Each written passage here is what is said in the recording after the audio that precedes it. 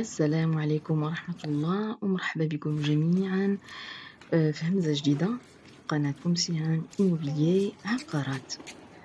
قبل ما نبدا نهضروا ان شاء الله على الهميزه اللي معنا في هذا الفيديو، بغيت غير نقول واحد الملاحظه صغيره للمتابعين ديال القناه والزوار الكرام. الملاحظه دائما كنقولها يعني بزاف ديال المرات كنقولها في التعاليق كأجوبة على بعض الانتقادات اللي كنلقى من المتابعين والزوار ديال القناة. مشكورين جميعا، سواء كانت تعليقات إيجابية أو سلبية في انتقاد يعني بكل احترام وفي نطاق الأدب العامة، ما كاينش مشكل، مرحبا بالجميع حيت منها كنستافدوا بزاف.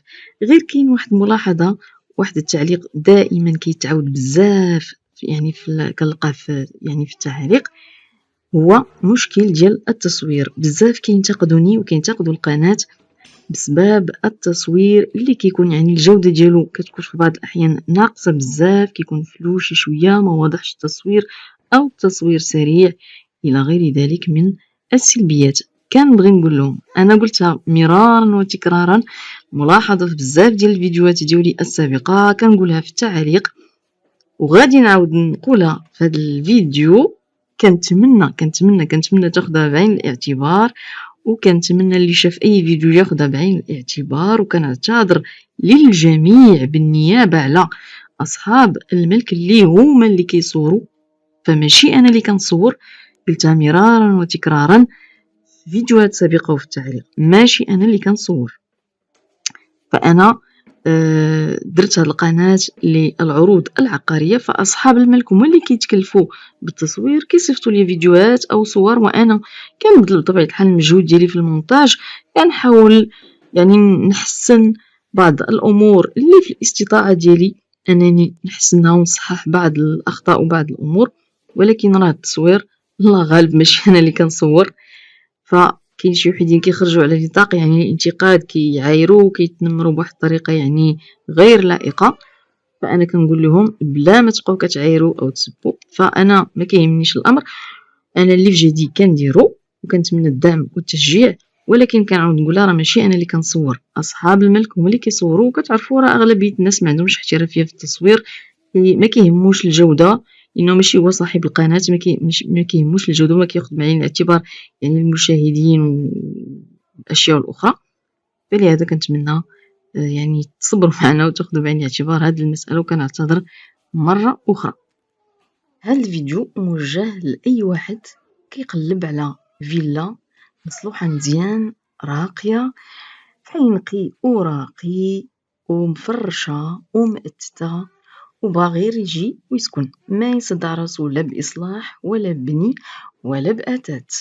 الفيلا المساحة ديالها 176 متر مربع، جات في مدينة مراكش في حي أفاق.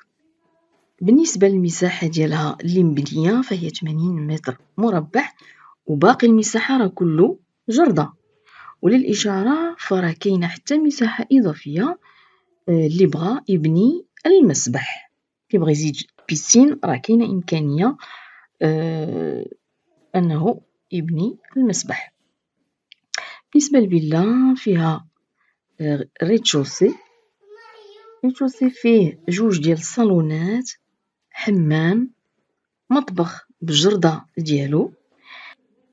بالنسبة للبروميير ايطاج فيه جوج ديال الغرف، بيت ديال النعاس بالحمام ديالو زائد حمام إضافي مستقل. إضافة إلى ذلك كاينة واحد التراس فيها حمام رومي مودرن، وكاين حمام بلدي مجهز ومصلوح مزيان وخدام داكشي رفيع. كاينة غرفة أخرى فيها بلاصة ديال التصبين، فيها بيوندغي فين يتحطوا يعني اللوازم ديال التصبين، الماكينة ديال الصابون وغيرها.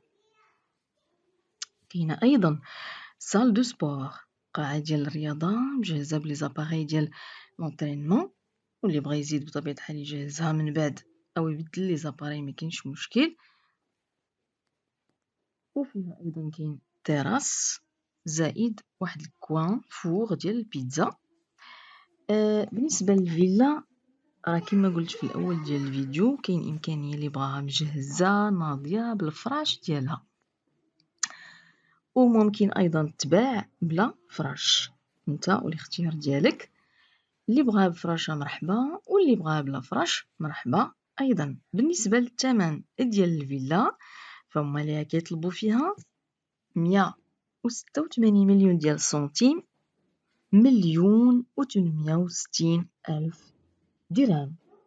هادشي اللي بغاها بالفراش ديالها. أما اللي بغاها بلا فراش فكيبقى الثمن ديالها 170 مليون سنتيم، 1,700,000 درهم. وبطبيعة الحال اللي عجبته هاد الميزة واللي مهتم وكيغلب على شي فيلا نقية راقية مصلوحة مزيان، ما يصدعش راسو لا بإصلاح ولا بأثاث ولا حتى شي حاجة، غير أجي وسكن، فما عليه إلا يتواصل مع أصحاب الفيلا على رقم الهاتف اللي غادي تلقاوه مباشرة أسفل الفيديو في العنوان. وكنتمنى التوفيق والتيسير للجميع. غادي نقول لكم تحياتي الخالصة والسلام عليكم. ولكن نتوما بقاو كملوا الفيديو حتى الأخير، راه باقي ما شفتوش الفيلا كلها وجميع المرافق اللي عطيتكم في الوصف بداية الفيديو. ما تنسوناش من الدعم والتشجيع، الله يجازيكم بخير.